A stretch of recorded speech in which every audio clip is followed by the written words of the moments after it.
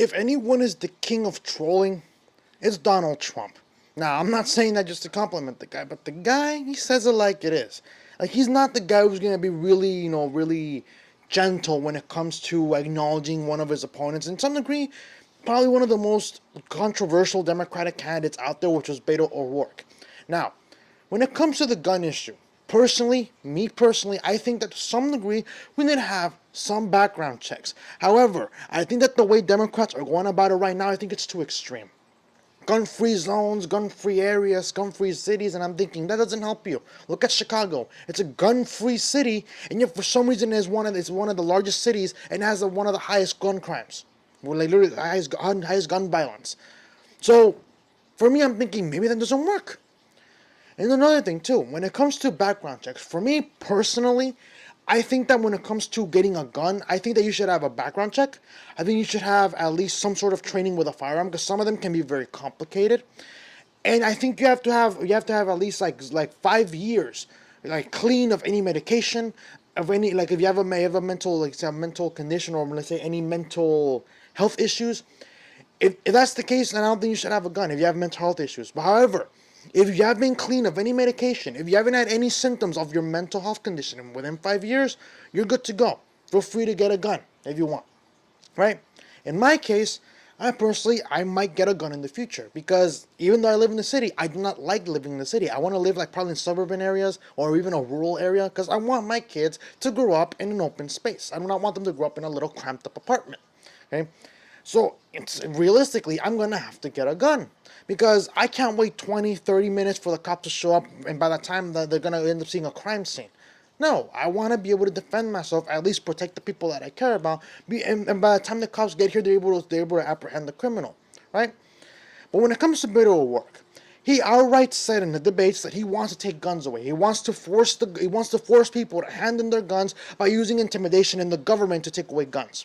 Now, I was surprised when I saw the video, but there's this video, you can look it up as well, where Beto O'Rourke is asked by CNN, I think it's CNN, where they ask him, okay, how are you going to make criminals, how are you going to make people who don't follow the law to hand over their guns? And Beto O'Rourke tries to stumble around the question. Oh, they're going to hand over their guns. And then she says, I understand law-abiding citizens. They might hand over their guns. But what about the people that are in gangs? What about the people that are in, that are in groups that, that are pretty much criminals, right? How are you going to make criminals follow the law? And Beto O'Rourke can't find an answer to that. Because that's the thing. Criminals don't follow the law. They don't. I'm sorry, I know it's shocking, but criminals don't follow the law. So when people say more gun control, more strict gun control, guess what? The only person you are affecting are the law-abiding citizens. You're not affecting criminals because criminals don't care about the law. They're going to break it. I'll give you another example, and I mentioned this earlier in other videos. When it comes to my campus, there's literally a sign that says no skateboards or scooters on campus. Do you think people follow it? No, it's just a sign. Kind of like a gun-free zone. Kind of like a gun-free city, right? Signs don't do anything because people are gonna break the rules regardless. If they have no respect for the rules, they're not gonna follow them.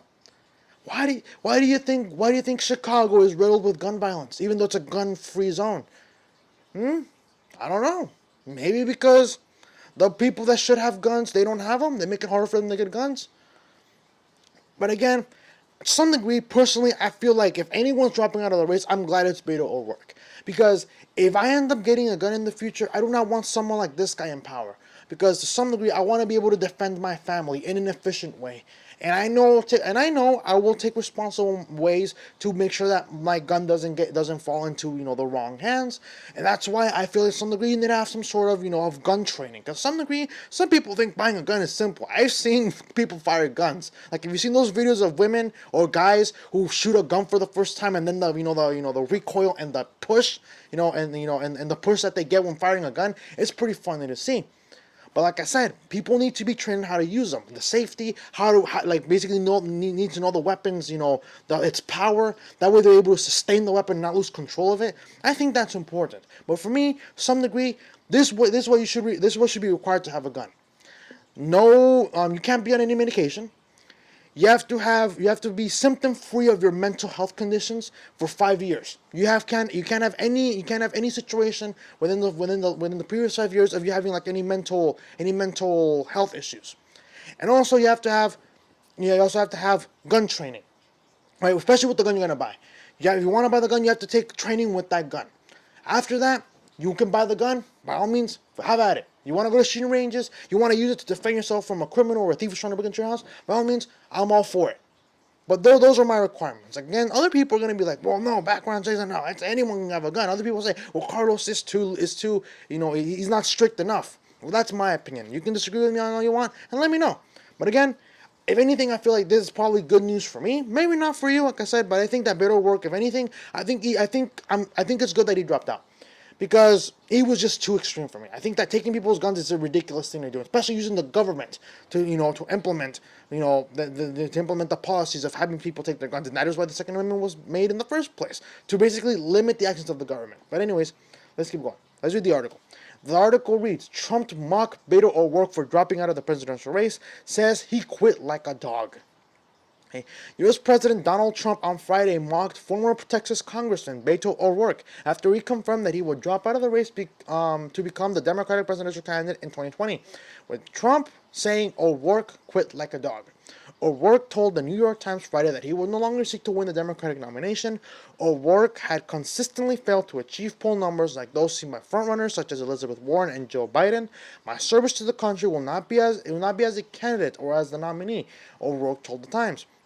Trump marked O'Rourke both on Twitter and at a rally in Tupelo. I think it's pronounced Tupelo or Tupelo, Mississippi. I don't know. I might be mispronouncing it. On Friday, the president and O'Rourke had clashed numerous times in recent years, with O'Rourke particularly critical of Trump's response to the deadly mass shooting in El Paso, Texas, O'Rourke's hometown, in August, which left 22 people dead. Speaking in Tupelo, birthplace of Elvis Presley, the King. I love Elvis, by the way. I'm a huge Elvis fan. But anyways, that's not the point. Trump called O'Rourke a poor... I'm going to go with the B word. I'm going to go with a female dog. I'm saying a poor female dog and a pathetic guy, according to a report from The Independent. He came out of Texas as a very hot political property, and he went back as cold as you can be. Trump continued.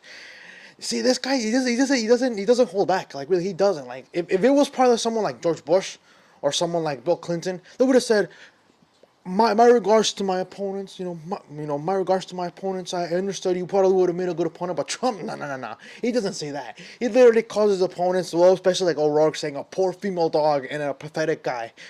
That's why a lot of people love him. He just doesn't talk like a politician.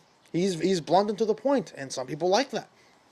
The ex-congressman was launched into the national stage 3 years ago when he staged a competitive challenge to incumbent Republican Senator Ted Cruz in Texas, a state that has long been firmly held in GOP hands. His narrow loss in the campaign had many Texans and national Democrats speculating as to whether he would make a second run at the upper house of Congress, but the El Paso, Texas-based O'Rourke instead mounted a presidential campaign despite early attention. O'Rourke was not able to capitalize on the buzz and instead gradually fell in the polls. That concludes the article. But like I said, if you like this guy, by all means, I get it. You might be frustrated because, again, that's the problem when you have too many candidates. There's so many options and you're going to be dividing the people. The more people you have on running for a nomination or for a specific party, that means more people that are being divided. But when it comes to this guy, I'm glad that he dropped out. I think that when it comes to him, he was just too far leftist for me. I don't think that you should take anyone's guns away because, again, in reality, criminals don't follow the law. What happens if O'Rourke were to run for office and actually become the president? He's going to take guns away from law-abiding citizens. But how is he going to make criminals comply? They're not. Criminals don't follow the law. That's why they're criminals. But let me know what you guys think about this. Are you guys glad that Beto O'Rourke dropped out? Do you guys think that he would have made a good president?